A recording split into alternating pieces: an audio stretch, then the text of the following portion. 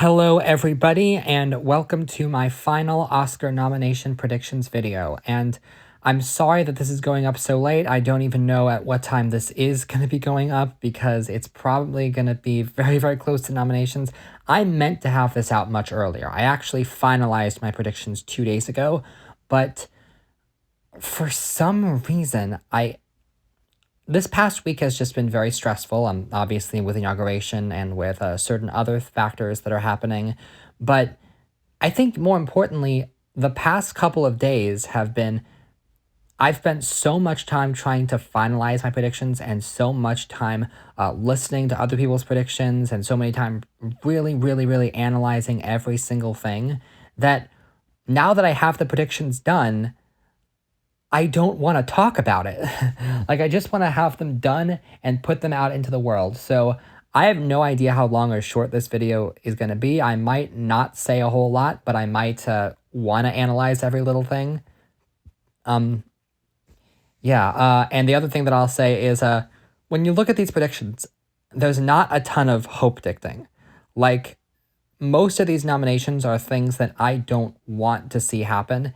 And if there's something that I do want to see happen, a lot of the times I won't be predicting it. And I think I used to hope dict much more frequently, but the past couple of Oscars have just disappointed me, and 2024 has been a very disappointing year for a variety of reasons. So I just don't feel as hopeful as I used to. But I'm going to try to be as accurate as I can. I'm going to try to look at the information and get as close as possible to what's actually going to happen. And we can start with the short film categories. Documentary short, I feel I have the least to say about. I feel pretty confident about Incident and Once Upon a Time in Ukraine. Really, really strong reactions to both of those. Instruments of a Beating Heart, not everyone is predicting it, but I feel like that would make a lot of sense as the cute, relatively harmless, apolitical short that gets in. And Michaela's Voice. So this was one of the very few things that I changed last minute because Netflix has two documentary shorts in the race, Michaela's Voice and The Only Girl in the Orchestra. And I originally had the latter one in, but I heard some responses that said Michaela's Voice was the more inspiring one. So I'm going to give it to that, but if I'm wrong, I'm going to be really upset. And then Chasing Rue is a case where I believe the person who made that documentary has been previously nominated in this category before, which is a very big indicator, and I've heard people say that it's really powerful, but really harrowing. So I don't know fully how well it's going to go. I initially had my eyes on Seat 31, Zoe Zephyr, because it's about a trans person in Congress, and it seemed very timely, but for whatever reason, that one hasn't gotten the strongest of reviews.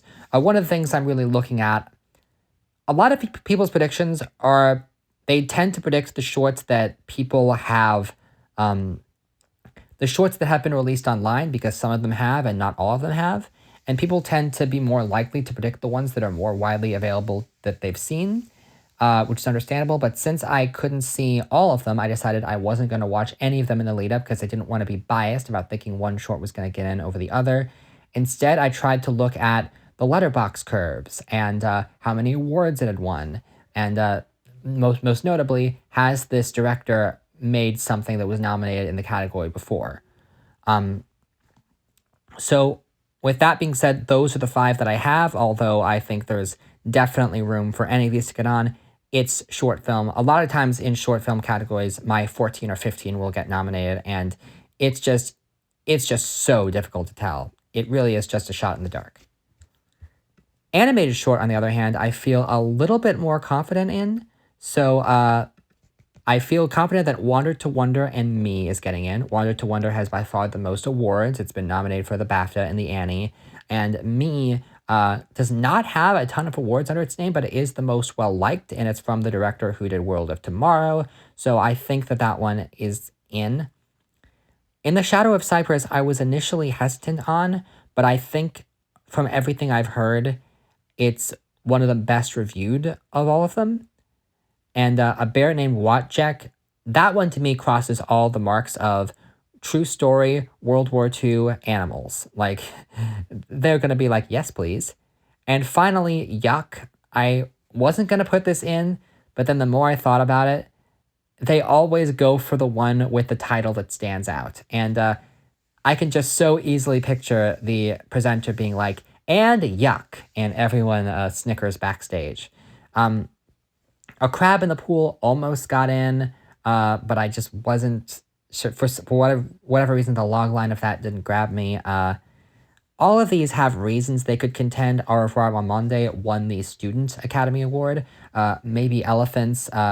Those directors have made things in the past. Persebi sounds very interesting. It's just, I don't know fully what they're going to go for, and it's always a shot in the dark. But I feel mostly confident about this 5. Live action short is a little bit trickier.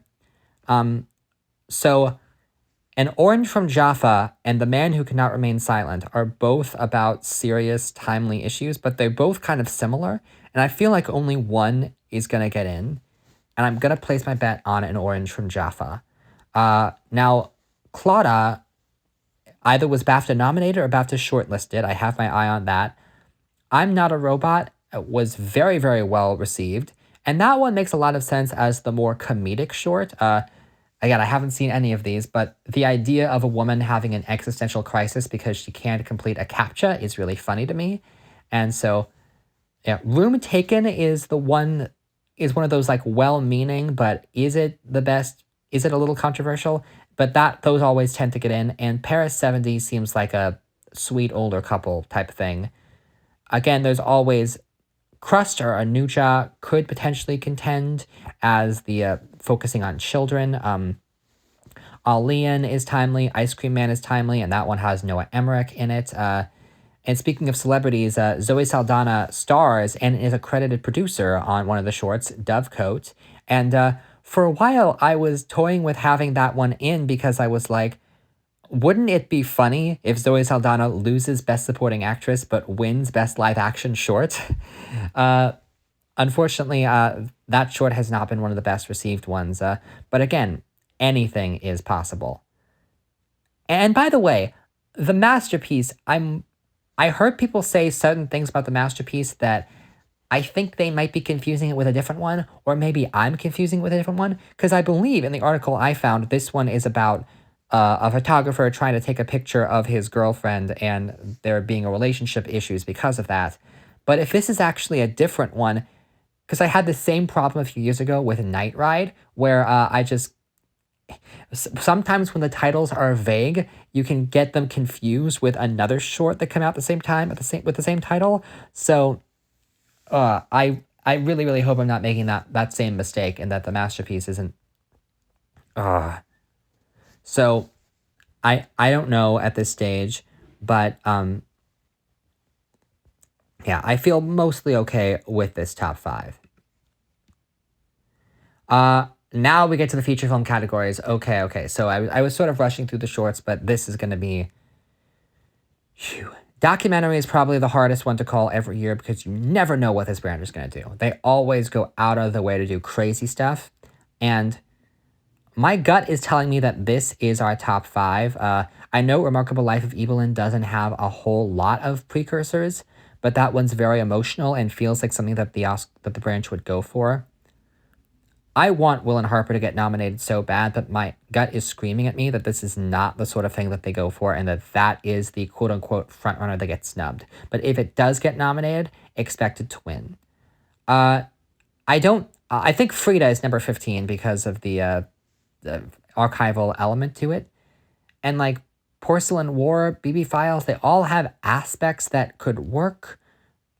It's just really, really hard to tell. But I feel pretty confident about Black Box Diaries and Sugarcane getting in. Daughters, we'll see if they go for more than one Netflix. No Other Land, everyone says if it gets nominated, it wins. But not everyone is going to be on board with something about the Israel-Palestine conflict. Although now that the war is over, are people going to feel a little bit differently about that? I believe the war ended during voting. So, and that's another thing I want to get to is the voting period was longer than it normally would be because of the wildfires. So we may have to take into consideration that certain movies maybe that peaked a little bit late could still contend. Or, yeah, I don't know. The voting period is going to be a little bit different.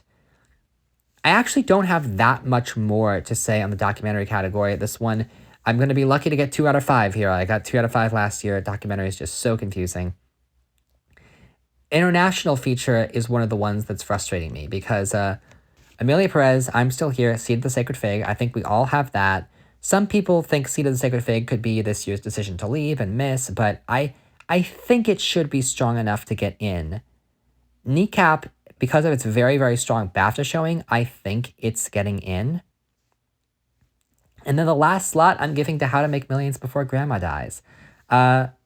Even though this one does not have hardly any precursor support, the support that it does have is very, very big, and it just really does feel like that Lunana Yak in the Classroom indie thing that just gets a big following. And with a title like that, it would definitely be making it in if it was a short film. I just think a lot of eyes are going to be on it.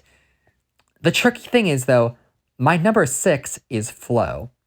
And I think Flow is very, very possible because it's really been doing well in the animated feature race.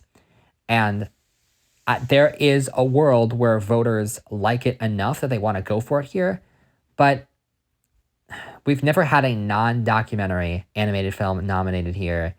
And the other 2 animated films that got in were very, very mature and very adult. And Flow, while I think it's actually more of an adult's film than people are giving it credit for, some could still see it as, oh, animation equals for kids. I would love it so much if it got in. But I think Oscar voters, even if they like the movie, are going to be like, well, it'll get its fair due in animated feature, and this is the category where we can reward it. I will point out there is a non-zero possibility Flow could end up winning animated feature at the end of the day. And with both Spirited Away and Boy and the Heron, those films were not their country's submission for international feature. But Flow is, and there's a chance that all of that love... I think the last time we had a conversation like this about could an animated film get into international was My Life as a Zucchini, which was in the conversation for animated feature and did make the top 5, but was never seriously in the hunt to win. So I think because Flow has all these extra eyes on it, that could really, really help its chances. But also don't sleep on Vermiglio, Armand, From Ground Zero. I will see how many Palestine movies can contend. And Girl with the Needle, I've seen a few people want to put that higher because they think it's contending in cinematography, but spoilers for that category, I really don't think it is. So for Best Animated Feature, this is the easiest category to talk about. It's the top 5, Wild Robot, Flow, Inside Out, Wallace and Gromit, Memoir of a Snail. I do think of this top 5, if there were to be a shocking miss, it would be Memoir of a Snail, because Flow has been kind of taking the indie recognition, and Memoir of a Snail, some people can't get on board with that one and find it a little bit too dark. But what's number 6? Like, Transformers 1 is number 6 in terms of the precursors, but my gut tells me that that's going to follow in the same footsteps as Ninja Turtles, which came very close to a nomination last year, but ultimately voters didn't like the... I mean, both films are kind of similar in the fact that they're part of a pre-established IP, and some people are like, oh, this is better than the live-action movies of those IP, and people maybe like it a little bit better than it deserves because of that. Sorry, hot take. But either way, the Academy doesn't go for IP in this franchise. I put Moana 2 at number 6 because I could actually see Moana 2 being the surprise over Transformers 1 being the surprise, just because that movie is so well seen. But it's probably just going to be the top 5. Best Sound. Okay, so Dune Part 2 is solidly in. We have 3 musical-ish movies, Amelia Perez, Wicked, and A Complete Unknown getting in. And then the last slot is tricky. It could be Gladiator 2. It could be a low nomination for Blitz. Both movies do have very impressive sound. And yet, I keep thinking back to what happened last year where Mission Impossible and The Creator, I don't know too many people who were predicting either of those to get in, and both of them ended up making it in. And so I'm like, what could be the Mission Impossible / Creator of this year? And all signs point to Alien Romulus. I mean, it's not going to be Joker. The fact that that movie made the top 10 is crazy. And it's not going to be Deadpool because MCU has only gotten in here twice for Iron Man and Black Panther. So I don't think that's going to contend. Wild Robot, I would obviously love to see, but we all know how the Academy feels about animation outside of its designated category, so it's probably not going to happen. Alien Romulus, I just feel it would make a certain degree of sense. I mean, spoiler alert, I also have in visual effects, so this combo does make a certain amount of sense to me, and seeing this branch go beyond the typical Best Picture contenders, this is just the 5 that makes sense to me. Best Original Song, I'm not going to spend too much time on this category because I already made a very long video breaking down this shortlist, and my opinion has not really changed. I still have Will and Harper in that 5th slot, and Compress Repress at number 6. Now, the one thing that has changed since that initial ranking, I really thought about it and I was like, of the songs that are like in the 7 through 14 range, what could I see being the big surprise? And the only one that I could envision getting that shocker nomination was Never Too Late, because the Oscar voters could just be like, let's give it to Elton John. We love Elton John. Let's have him perform at the ceremony. And I really don't want it to happen because I feel like that is such a nothing movie and it's such a nothing song. But his name recognition but you know what? Harper and Will Goes West, it has the Critics' Choice nomination, and that movie has so much love. And I've heard so many people say it's their favorite song of the shortlist, as I said in the video. And so it ultimately makes sense that this is the 5. And there is still a world where Wild Robot misses both this and score, but even if it misses score, I think it should be solid in this category because song is weaker. So just really, really, really crossing fingers that we don't go 3 years in a row with animated movies not getting represented outside of their own category. And speaking of original score, that one is next up. And this is a very, very predictable top 5. It's kind of ridiculous that they felt the need to have 20 scores in the shortlist because it's just, there's not a giant pool of contenders. They could have just as easily had a top 10 because 11 through 20, I don't believe have a serious shot at all. Now I will say, if there is a surprise, if they don't go for Wild Robot or they don't go for Challengers after it was left off the BAFTA long list, Wicked is number 6. Because I think some voters might just be like, Wicked, that movie had music, so I should nominate it for the music category. And like the score on its own is nice, but there is a big question of how much of this is pre-existing music, and is it fair that this can contend for the Oscar, whereas Dune Part 2 can't?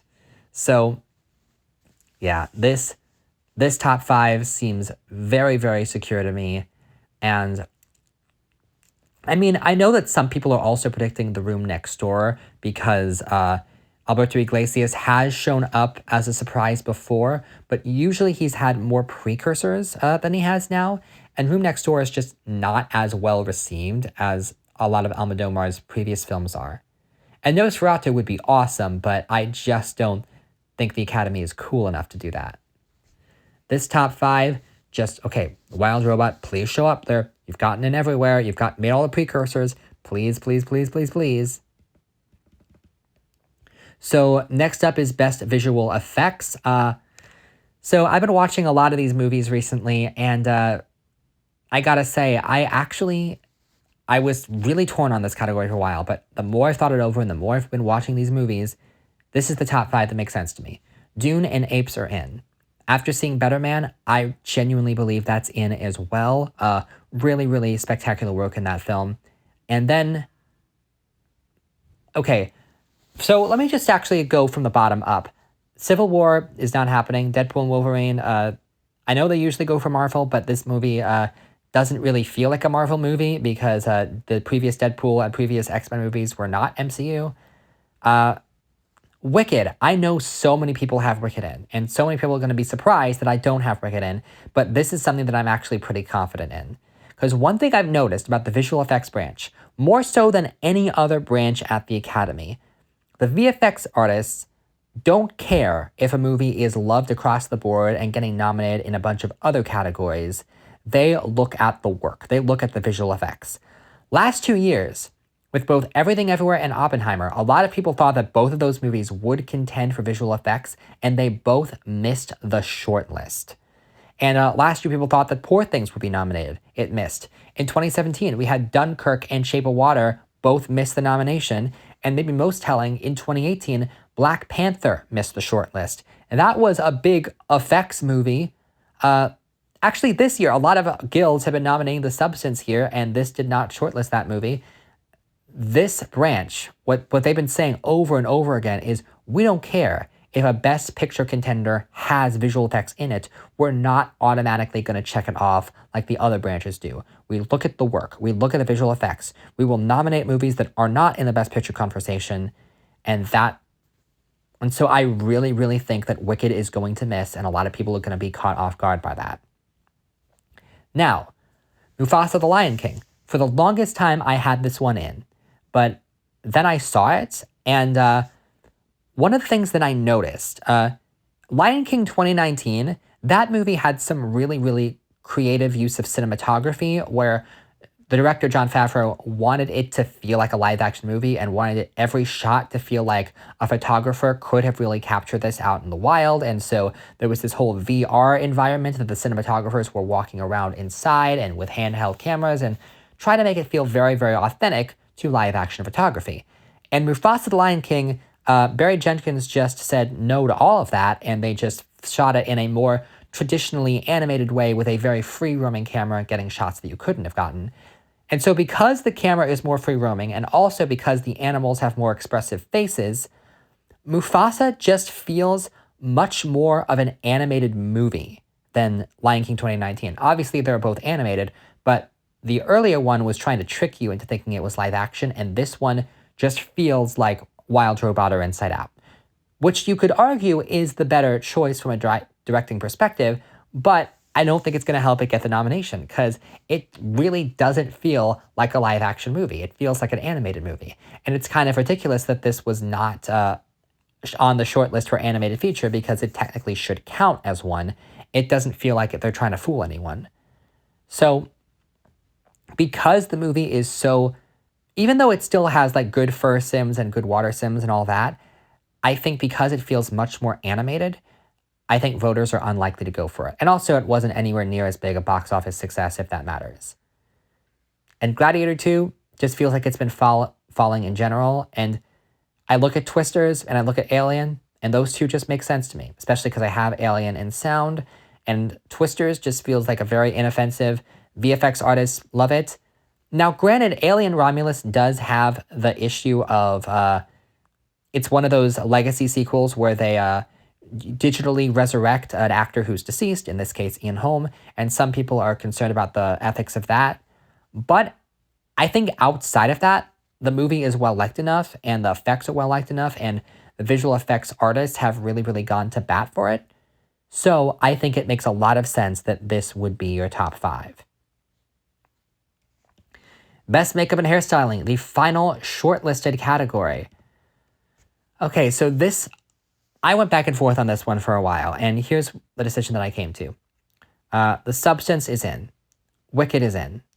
Nosferatu, I think, is in. I know some people are like, oh, the Academy is not going to be cool enough to nominate 2 horror movies. Yes, they are. Because here's why. The Substance is definitely getting in because it's a Best Picture contender, and Nosferatu is a serious contender in other crafts. Like, I know we've been burned before by movies like Suspiria and X, but those movies were not contenders in other categories. And The Substance and Nosferatu are being generally well seen by all across the board. So I think it would make a lot of sense for both of them to get on. And anyone who sees Nosferatu, the Bill Skarsgård transformation is impressive enough that they're going to have it in. So I'm kind of shocked that a lot of people have it missing.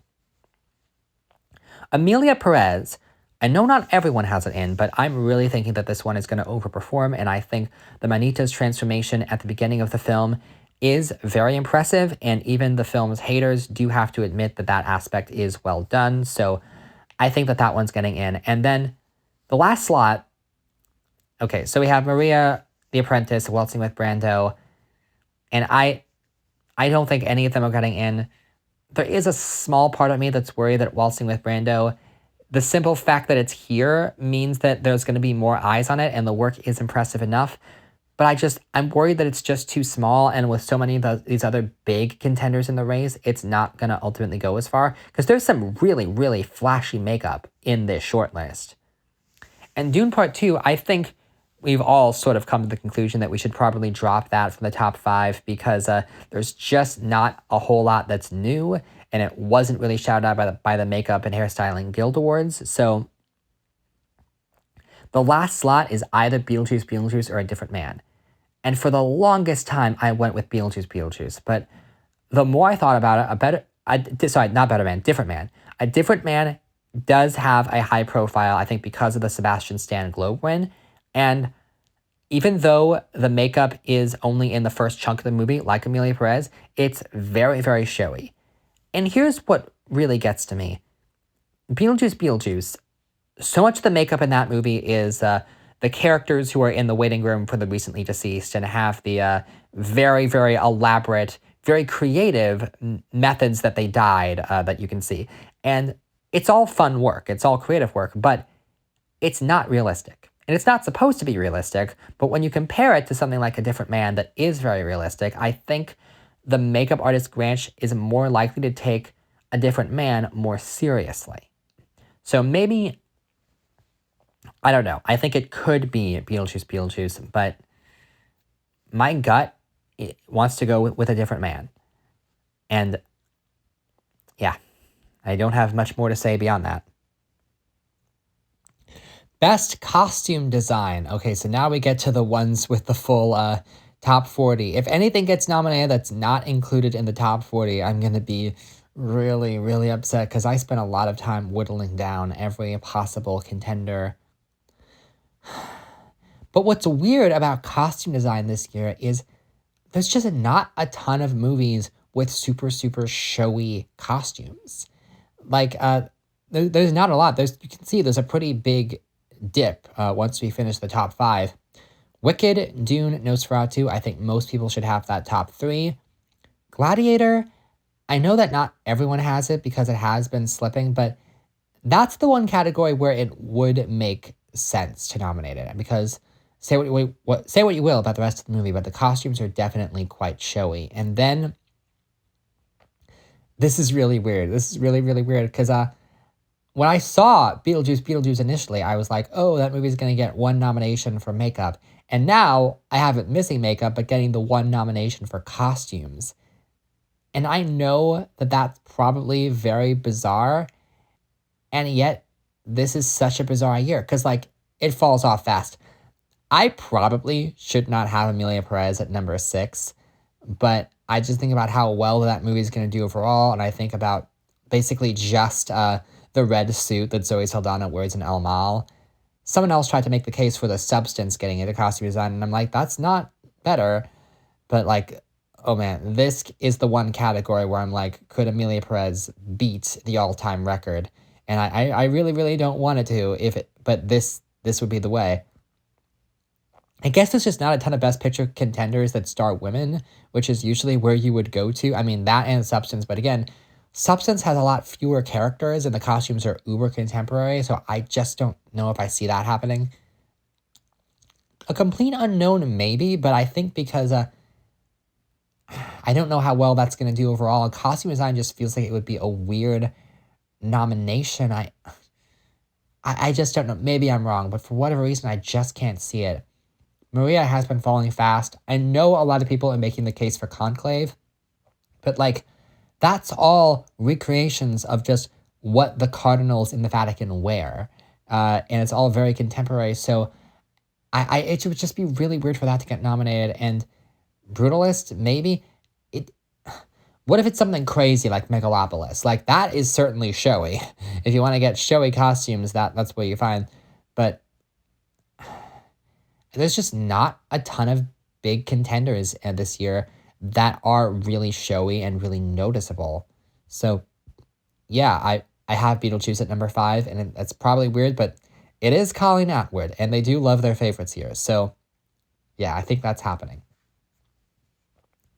Now, for best production design, I have 4 for 5 matchup with costume design, just swapping out Beetlejuice with the Brutalist. I think Brutalist is definitely in, and Gladiator, a bit more iffy about whether that can still get in, but I think it would make a certain degree of sense. I know it's not doing as well as Napoleon did at the BAFTAs, but it still is a Napoleon-esque era film, and I think it's very, very big production design. It could be Beetlejuice again, but that would still be weird. The Substance would be a really, really, really cool nomination, but I just don't know if they're cool enough to go for it, and A Complete Unknown is possible if they love the movie. Conclave, because we had this conversation a few years ago with the two popes, also recreating the Vatican, and this movie is a much bigger deal across the board than that movie was, but I don't know. So fun fact, when I watched Conclave with my dad, I made an observation about the production design, and I was like, they wouldn't just, they can't get permits to just shoot in the Vatican. And Dad was like, well, they shot in the Vatican for the two popes, so they probably got the permits to do it here. And I'm like, oh, Dad. But maybe some voters are legitimately thinking like that. Maybe legitimately thinking that it's real because it looks so convincing. I don't know. I don't know. This one's tough. Okay, had to take a little bit of a break here, and I am running out of time to get this video out before the Oscar nominations come out tomorrow, so we may have to speed run the next couple of categories. Cinematography, so I decided to take Nickel Boys out of the top 5. After what happened at ASC, I just feel like more and more groups, it missed the BAFTA long list. It missed the BAFTA long list for cinematography. And I don't know. The thing with Nickel Boys is the cinematography, the decision to shoot it in first person is a very big swing, and either you're on board with it or you're not. And clearly, there are enough people who are not on board with this decision to leave it out of the top 5. The rest of the top 5 I think is strong, although I would, in all honesty, not be shocked to see Wicked show up here. I know a lot of people have criticized the lighting, but there's more to cinematography than just lighting. There is also the framing of the shots and the movement of the camera, and a lot of people have praised those aspects, so it's not impossible that this gets in if the movie really overperforms. Outside of that, the reason why I don't have Girl with Neil predicted is because it missed ASC and in a field of 7, and I think a lot of those more outside-the-box picks would show up in ASC if they were to be real contenders. Same thing with Joker Folie à Deux, which for a while I thought could actually happen. Moving on to Best Editing now. So I have September 5 in that last slot, and I have The Brutalist missing. Now, I acknowledge that this is tricky, but I've been hearing more and more and more that that not everyone is fully on board with the film because of the runtime. Not everyone is watching it. Not everyone is finishing it. And I think it's pretty lazy to be like, oh, this movie is long, therefore the editing is bad. That's not the editor's job. But yeah, I do think Brutalist is missing. I wish The Substance were more of a contender, and I would love for Challengers to be here. But based on I feel pressure to hurry up now, but I do feel like this is the best decision. If you want to slow down and look at everything, be my guest, but I think September 5 in that last slot makes sense. Oh boy, and now I have so much to say. I'm not at the acting categories yet. I'm at the screenplay categories, one category at a time. This is one of the few things that I switched at the last minute.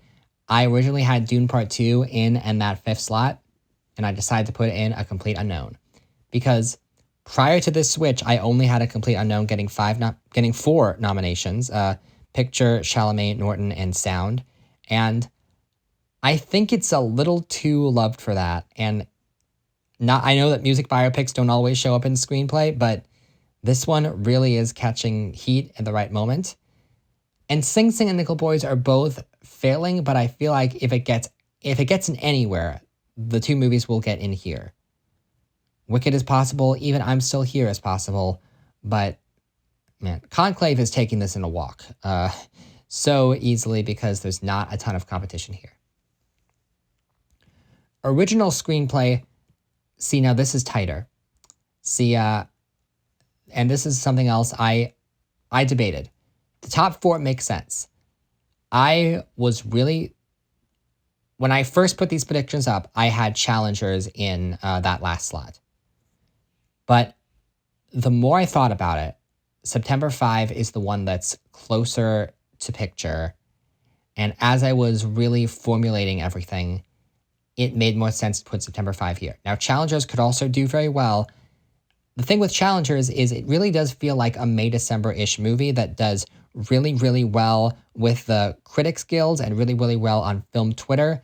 But when it comes to the final industry awards and the nominations, it doesn't quite make it in the end. And of course, May-December did get the screenplay nomination, which is why I initially thought the challengers could get in. And I still do think it could get in. But indirectly comparing the two movies, I do think September 5 is going to be stronger overall with the Academy. So it makes sense to put that in the number 5 slot. And now we can talk about the acting categories. Okay, so we have a very, very strong top 6 that peters off pretty quickly after that. I do think Culkin's in. Borisov, surprisingly, is very much in. Guy Pearce, I don't know why he missed SAG, but he should be safe. And Edward Norton has gotten in pretty much everywhere, so I cannot imagine him missing. The last slot is down to either Macklin or Strong. And I would have been ready to have Strong in that 5th slot, but Macklin getting BAFTA is huge. Based on the voting tendencies of that guild, Macklin should not have gotten into BAFTA. And I really do think that there is just enough support for him. Strong could also get in because people do like him, and there's even a world where Strong gets in where Stan misses because you're not voting for Donald Trump if you're voting for that nomination. If you're voting for Strong, you can separate it more from the man. And yet, I just think that there's so much support for Macklin, even though he is technically playing himself. The thing that was pointed out in the podcast I listened to was voters will have a chance to vote for Strong again. Voters will likely not ever have a chance to nominate Clarence Macklin again. I don't know what Macklin's career will look like after this, but this is a really, really critically acclaimed performance, and it would just make sense to have him in. Sorry, Denzel Washington, but after missing SAG, I don't think you have a realistic shot, and I don't think anyone else here has a realistic shot as well. Although if anyone could be the surprise, they miss at every precursor and they get nominated, I could see Stanley Tucci or even potentially Mark Eidelstein as like a double Anora nomination. Either of those could happen. And now we come to the category that gave me the single biggest headache, Best Supporting Actress. Oh boy, I do not know what to do here. Saldana and Grande are both in. Rossellini, surprisingly enough, does feel pretty secure because she's gotten in everywhere. And then the last 2 slots. Okay, who's not contending? I don't think Felicity Jones is in. It's very, very bizarre because initially I was like, oh, I don't know why she's missing everywhere. It's weird that she's missing everywhere, but she's got to be a lock for the Oscar nomination, right? But she just kept missing more and more places. And now that it's starting to come out that there are voters who are not finishing the movie, it started to make a little more sense to me. I mean, it's absolutely insane to me that you would watch the first half of The Brutalist and like it, but then not decide to watch the rest of it. But if that is what you're doing, Felicity Jones does not enter the movie until the second half. And so I guess that would make a certain amount of sense as to why voters are not going for her. And it would be a major sign that The Brutalist is not as strong as a lot of people think that it is. But I just get the sense that Jones is missing. And you know what? I think Margaret Qualley, a lot of people have her on too. But for whatever reason, I've had this sense early on that Qualley is just Mila Kunis in Black Swan again. That a lot of people think that she's in because she's a rival to this lead female performance in the horror movie that's really getting all the attention. But I don't know if she...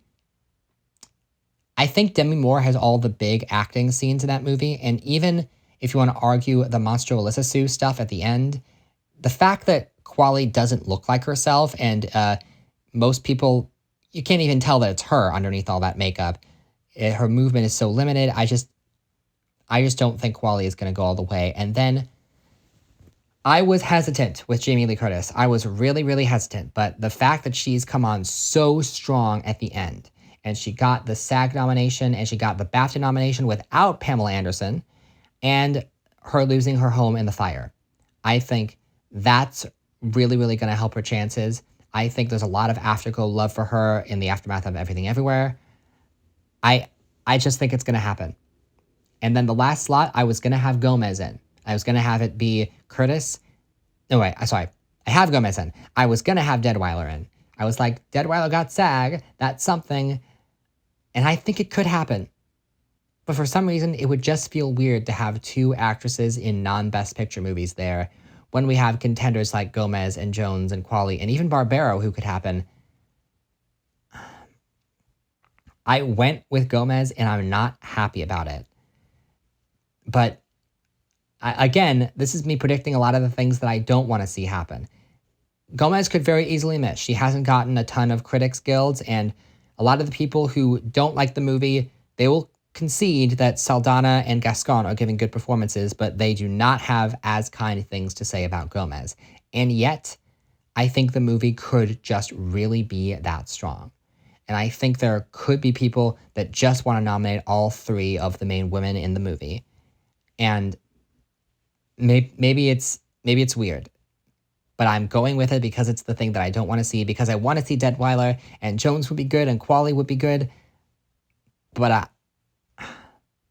I can't explain it. And when I listened to the podcast, I was sort of waiting for them to justify I was waiting for them to talk me out of it, but they all had Curtis, and none of them had Gomez. They had Jones, and they were like, I feel bad that we're all doing the same thing. And I was like, okay, I'll be the person who's doing the different thing. I'll have Gomez in instead of Jones. I'm just preparing myself for a situation I don't want to see, and we'll see if that comes into fruition. Best Actor. Oh man, this one hurts. This fifth slot in Best Actor, because we know for a while now the top 4 slots are locked, and that fifth slot, it's either Daniel Craig or Sebastian Stan. And I think with a lot of people, when I saw Daniel Craig get the SAG nomination, I was like, he's locked in. Like, SAG is the one group that shouldn't have loved Queer, and they went for him in a top 5. So it makes sense. Craig is going to get in. But then Craig missed BAFTA. And it feels so backwards that Craig would get in at SAG but miss BAFTA. You'd think surely it would be the other way around. So now I don't know what to do. And Sebastian Stan got in at BAFTA, missed SAG, got in at Globe, and won Globe for the other movie that he's in. This is the big thing with Stan, because he's in 2 movies, and there are people who do prefer his A Different Man performance, and there are people who are really gunning for that performance. I just feel like they're going to cancel each other out. And a big part of it is that I have not yet watched The Apprentice. Even though I've had ample opportunity to, I just keep putting it off. I don't want to press play. I know that Queer is not everyone's cup of tea. I know that there are people who finish that movie and be like, I don't understand what the heck was up with that third act, but I do like Daniel Craig's performance. But here's the thing, even if people don't understand Queer, it's easier to press play on Queer than it is to press play on The Apprentice. And what if there's a world where Queer and Stan, there's so many people going back and forth between the two of them that Hugh Grant is able to come up the middle and be like, hello. He does have the combination of Globe, Critics' Choice, and BAFTA, and that's not nothing. And yet, we already have one horror movie contending for Best Picture and another horror movie contending for Below the Line awards with Nosferatu. It would just be weird for a third horror movie to be nominated for Oscars, although given the type of year that we've had, I guess it could happen. But Heretic is not nearly as well received as those other 2 movies are. Heretic, the reviews are a lot more mixed, even if people do love Grant's performance. It's tough. I think any of those 3 could potentially make it. And part of me is like, just go with Stan because it's what you don't want to see. Maybe this is a real hope dick thing because I don't want to have to watch The Apprentice. But I mean, here's the other thing with Daniel Craig is that I've heard some people say that the character is not very likable, which is kind of funny if you've read the book because that character is so much more unlikable in the book. But even then, if that's your argument, Sebastian Stan's character is way more unlikable.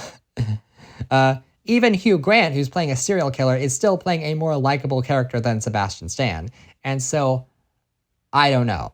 I think there's a number of different ways it can go. Just throw us for a real curveball and nominate Justice Smith. I would love that. But this one, I'm going to be so nervous about going in. And it could be Stan. And if you want to be smart, you could predict Stan. But you know what? I'm sticking with Craig. I think it's going to be Craig. Best Actress, I'm surprised at how less nervous I am about this category than I am with Best Actor.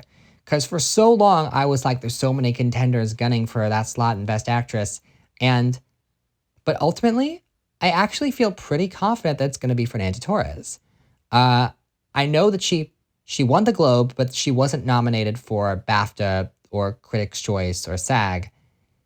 And yet, something about it just makes sense because of the international branch of the Academy and because everyone else has like a big strike against them. Marianne Jean-Baptiste, I know a lot of people want to see her in, but Bleecker Street is really, really bad at campaigning. And I got screeners for pretty much everything this award season except for Hard Truths. I got a screener for frickin' Argyle, but I never got a screener for Hard Truths. And it's because Bleecker Street sucks at campaigning. I never got a screener for Mass that year, and that was one of the best movies of the year, but they did not do a very good job at getting those screeners out. And even the people who do see the movie are like, I don't like the character. Pamela Anderson could happen, especially if Curtis is happening. But I think the big strike against her is that she has the exact same narrative as Demi Moore, and Moore is in a movie that a lot of voters like better overall. Jolie just feels dead. Kidman just feels dead. Winslet, I guess, could technically happen as a shocker, but she feels dead too. And ultimately, I just feel more confident going with Torres. Now, one thing I would like to point out is that every year, there's usually one person who gets nominated for every single precursor and then misses the nomination in the end. And since a lot of people have been comparing Wicked to Barbie, if you're going to predict anyone to miss, it would make sense for that person to be Cynthia Erivo. I understand the argument. And yet, at the same time, I still have her in. Because the thing with Margot Robbie last year is that it was a very atypical performance for Oscars. It was very, very comedic. And a lot of the times they don't go for the comedic performances in lead acting categories. Supporting is fine, but lead is very different. And also, Margot Robbie, when she did press for the movie, she talked about her role as a producer more than her role as an actress, where Cynthia Erivo is only talking about her role as an actress, and there's a lot of people really admiring her singing in the movie, and particularly her singing while flying in Defying Gravity, and a lot has been made about that.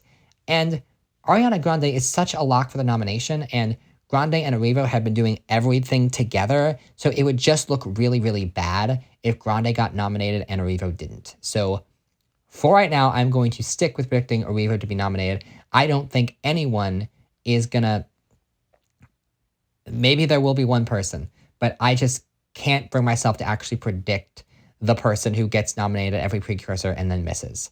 I think Clayton Davis is actually predicting Carla Sofia Gascon to be the person that misses, but it would just be really, really unfortunate because Gascon would be making history. I just cannot see them snubbing Gascon when they nominate the movie in so many other categories. It would just look really, really bad. Best Director. I was resistant to this for a long time. I was not going to have Edward Berger in my top 5, but something happened. Denis Villeneuve should not have missed Globe, and he should not have missed DGA. And he missed at both of them. And the movie just feels like it was so long ago. I would love for it to happen. It would be amazing if the year we don't predict him to get in, he does get. But it feels like it was so long ago. The movie is certainly not top 5 for picture, and we already know there's a Dune Messiah coming, so it just feels like there's no urgency to reward him, which is a shame because it's great work. Nickel Boys, it just feels like not enough people are vibing with that movie. Mangold, I'm ashamed to admit, is possible. But Kapadia and Rasulov, I know that their movies, people have been trying to make them happen as the international contender, and I just don't think they're happening. And John M. Chu would be great, but much like Villeneuve, you really would have expected him to show up at either Globe or DGA, and it's a real shame that he didn't. And that brings me to Best Picture. So, I think most of us have the same top 8. It's those last 2 slots that are tricky, and I think we all agree there's only 4 movies that can fill those last 2 slots. Nickel Boys, Real Pain, September 5, and Sing Sing. I think everything else just doesn't really feel like it's happening. Challengers, again, is a film Twitter thing. All We Imagine Is Light and Seed of the Sacred Fig just feel like they're canceling each other out for that international vote. And so, when I'm trying to figure out what goes in those last 2 slots,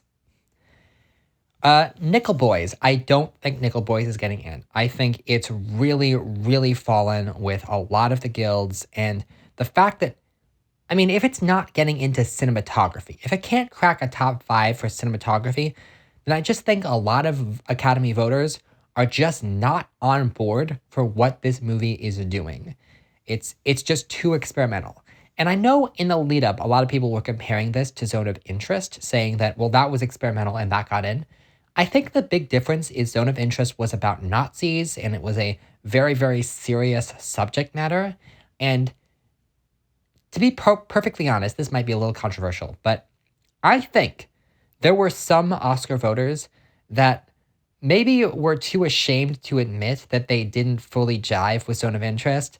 That like, oh yeah, it's meant to be such a miserable viewing experience. I loved it.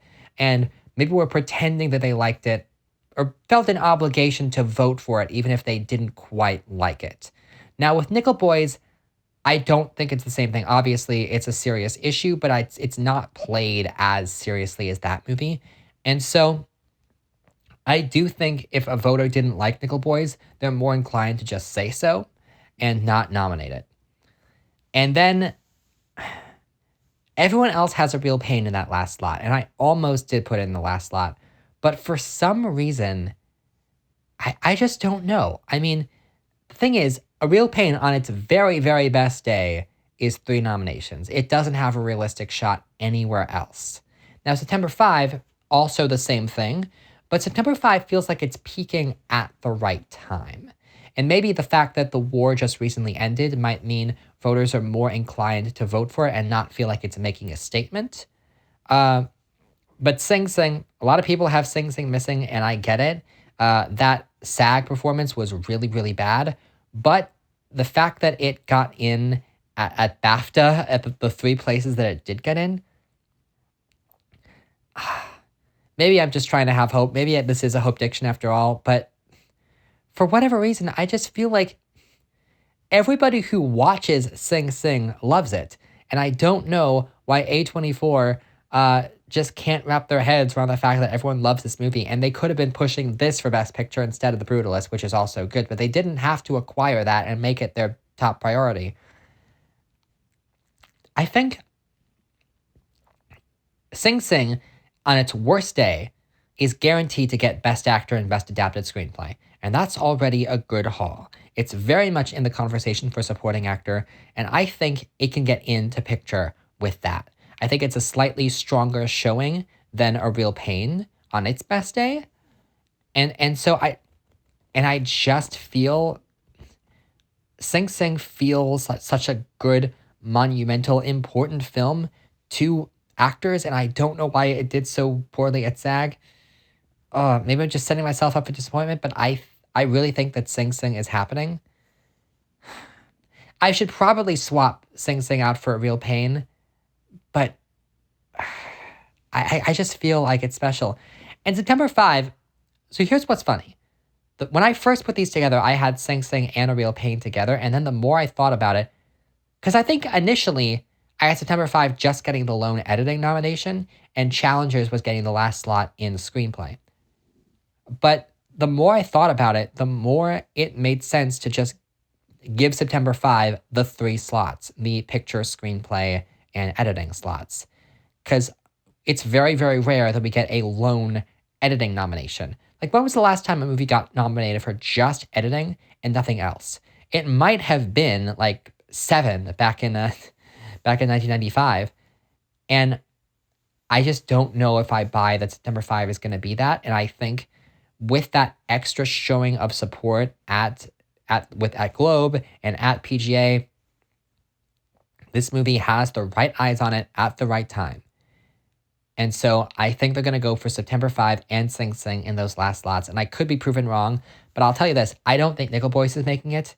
And A Real Pain could get in replacing one of these, but I'm going to be brave. I'm going to be optimistic, and I'm going to say I'm going to go. Because here's the thing. I don't think Kieran Culkin needs the movie to be in Best Picture for him to sweep the season. I think that's going to happen regardless. And I think Sing Sing can make it. I really think it can. So, thank you guys so much for watching this. I'm going to have another video probably tomorrow breaking down the nominations. And then very quickly, we're going to get into my one video a day series breaking down each category in the lead up to the Oscars. Also, I think I might be planning to do something a little bit special for the short films. Don't want to... I'm just going to tease that and let you ruminate on what that could be. Thank you very much for watching, and hopefully I will see you tomorrow.